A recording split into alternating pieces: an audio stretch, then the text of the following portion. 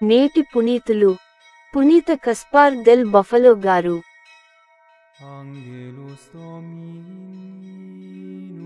వారి నొసళ్లపై క్రీస్తు పేరును, ఆయన తండ్రి పేరును ఉంచెను.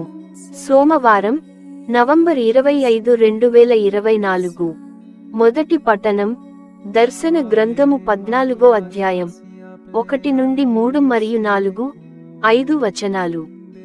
అంతట నేను ఆటు చూడగా, సీయోను పర్వతముపై నిలిచి ఉన్న గొర్రెపిల్ల గోచరించెను. ఆయనతో పాటు 144,000 మంది ప్రజలు ఉండిరి. వారి నొసళ్లపై ఆయన పేరును, ఆయన తండ్రి పేరును ఉండెను. అంతట దివి నుండి వెలువడిన ఒక స్వరమును నేను వింటిని. అది ఒక గొప్ప జలపాత ధ్వనిని పోలి ఉండెను. వారు సింహాసనము వంకకు తిరిగి 4 జీవులకును పెద్దలకును ఎదురుగా నిలిచి ఒక క్రొత్త పాటను పాడిరి.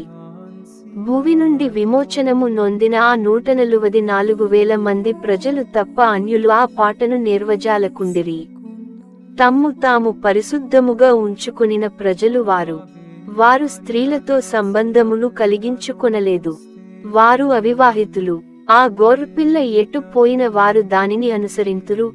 వారు మిగిలిన మానవాళి నుండి విముక్తులైరి. దేవునకును గొర్రెపిల్లకును అర్పింపబడుటలో వారే ప్రథములు. వారు ఎన్నడను అసత్యమాడినట్లు ఎరుగము. వారు దోషరహితులు. ఇది ప్రభువు వాక్కు.